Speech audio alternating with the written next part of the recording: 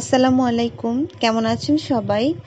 তো প্রশ্নটা হচ্ছে, পপি উৎপাদনকারী কোন দেশটি গোল্ডেন ট্রায়াঙ্গেলের অন্তর্ভুক্ত নয়? এটা হচ্ছে কম্বোডিয়া। হ্যাঁ, তো পপিটা আসলে কি? এটা হচ্ছে এক ধরনের ফুল যেটা থেকে আফিম তৈরি হয়, কিন্তু সব ফুল থেকে কিন্তু পপি ফুল থেকে কিন্তু মাদকদ্রব্য তৈরি হয় না। মানে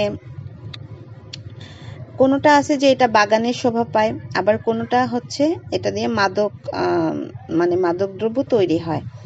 হ্যাঁ, তো এটা ওই একটা সময় পর এটা হচ্ছে ব্লেড দিয়ে যখন এটার ফলটা যখন একটু পরিপক্ক হয় তখন হচ্ছে এটাকে কেটে গভীর দিয়ে কেটে রাখা হয়, ব্লেড দিয়ে কেটে রাখা হয়। তারপর হচ্ছে 5-6 ঘন্টা পর এখান থেকে কষ বের হয় এবং সেইটাই হচ্ছে চাষিরা সংগ্রহ করে, আর এইটাই হচ্ছে আফিমের কাঁচামাল।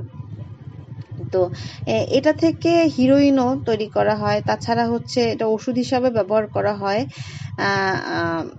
এই আর কি। তো এই পপি উৎপাদনকারী কোন দেশটি গোল্ডেন ট্রায়াঙ্গেলের অন্তর্ভুক্ত নয়? তো গোল্ডেন ট্রায়াঙ্গেল যারা, হ্যাঁ, এটা হচ্ছে দক্ষিণ পূর্ব এশিয়ার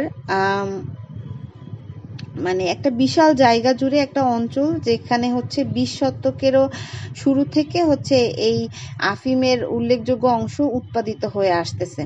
হ্যাঁ, তো এই অঞ্চলটি হচ্ছে এই অঞ্চলটি যে সীমান্তের যে মিটিং পয়েন্ট, হ্যাঁ, সেটাকে কেন্দ্র করে হয়। আমি বলি, এই গোল্ডেন ট্রায়াঙ্গেলের মধ্যে পড়ছে হচ্ছে লাওস, তারপর মায়ানমার, থাইল্যান্ড। হ্যাঁ, এই এই এই এই এই অঞ্চলগুলো নিয়ে হচ্ছে এই গোল্ডেন ট্রায়াঙ্গেল অবস্থিত অঞ্চল। এই জায়গাটাতে হচ্ছে আফিম চাষ হয়। হ্যাঁ, তো কম্বোডিয়া, এখানে যে 3টা অপশন ছিল তার মধ্যে কম্বোডিয়া, 4টা অপশন ছিল তার মধ্যে কম্বোডিয়া ছিল, তো কম্বোডিয়া তো এটার অন্তর্ভুক্ত নয়, এই আর কি। তারপর হচ্ছে বাংলাদেশ কবে নিউ ডেভেলপমেন্ট ব্যাংকের সদস্য লাভ করে? 2021 সালে। তো নিউ ডেভেলপমেন্ট ব্যাংক সেটা হচ্ছে এই যে ব্রিক্স যে দেশগুলা, যেমন ব্রাজিল, রাশিয়া, ভারত, চীন ও দক্ষিণ আফ্রিকা, হ্যাঁ, এই যে দেশসমূহ ব্রিক্স, হ্যাঁ, এই দেশগুলো দ্বারাই হচ্ছে প্রতিষ্ঠিত একটা উন্নয়নমুখী ব্যাংকই হচ্ছে আবার নিউ ডেভেলপমেন্ট ব্যাংক। এটা কিন্তু প্রথমে হচ্ছে ব্রিক্স ডেভেলপমেন্ট ব্যাংক হিসেবে পরিচিত ছিল। হ্যাঁ, তো এর কাজ হচ্ছে এই যে উন্নয়নশীল যে দেশগুলা, সেগুলোর হচ্ছে অবকাঠামো এবং টেকসই উন্নয়নের জন্য প্রয়োজনীয় অর্থ এবং সম্পদ সংগ্রহ করা, তারপর হচ্ছে ঋণ, গ্রান্টি, হ্যাঁ, এগুলা দেয়া, সহযোগিতা করা, হ্যাঁ, এই আর কি। তো বাংলাদেশ এর সদস্যপদ লাভ করে হচ্ছে 2021 সালে।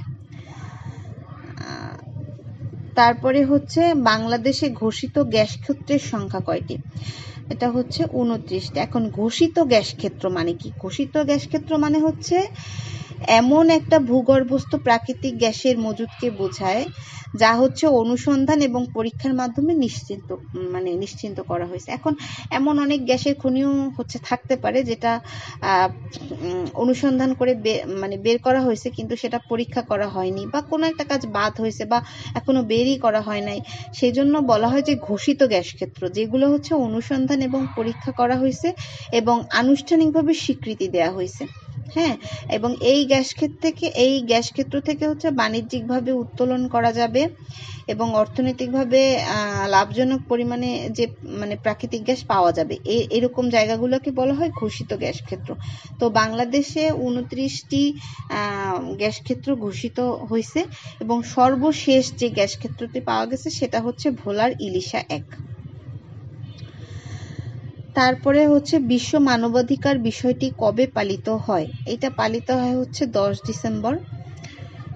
তো এই দিবসটা, এটা পালনের মূল উদ্দেশ্য হলো যে মানবাধিকারের গুরুত্ব তুলে ধরা, মানবাধিকার লঙ্ঘনের বিরুদ্ধে সচেতনতা সৃষ্টি করা এবং বিশ্বব্যাপী সকল মানুষ যেন শান্তি এবং মর্যাদা নিশ্চিত করতে পারে, এই অঙ্গীকার ব্যক্ত করা।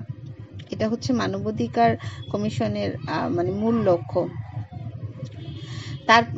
তারপর হচ্ছে আলুর একটি জাতের নাম কি? আলুর একটি জাতের নাম হচ্ছে ডায়মন্ড। এই আলুটা হচ্ছে একটু মাঝারি থেকে একটু বড় আকারে, মানে মাঝারি থেকে শুরু, তারপর আবার একটু বড় হয়, এরকম লম্বাটে ডিম্বাকৃতির। এবং এইটা কিন্তু মরক এবং ভাইরাস রোগ প্রতিরোধ, হ্যাঁ, রোগ প্রতিরোধী আর কি। এই শ্বাসটা কিছুটা হলুদ আকৃতি হয়, তারপর চোখ কিছুটা অগভীর হয়, এবং এটা 90 থেকে 95 দিনের মধ্যেই পরিপক্ক হয়ে যায়। তারপর হচ্ছে ভূপৃষ্ঠে কোন ধাতু সবচেয়ে বেশি পরিমাণে আছে? ভূপৃষ্ঠে সবচেয়ে বেশি পরিমাণে আছে হচ্ছে অ্যালুমিনিয়াম। এটা থাকার কারণ হচ্ছে এই অ্যালুমিনিয়াম বিভিন্ন শিলার সাথে যুক্ত হয়ে অক্সাইড যৌগ গঠন করতে পারে এবং পৃথিবীর ভূত্বকে আবদ্ধ হয়ে থাকে।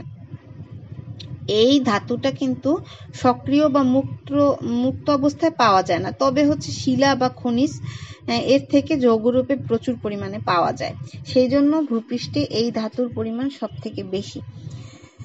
তো আশা করছি সবার ভালো লেগেছে। সবাই ভালো থাকবেন। আল্লাহ হাফিজ।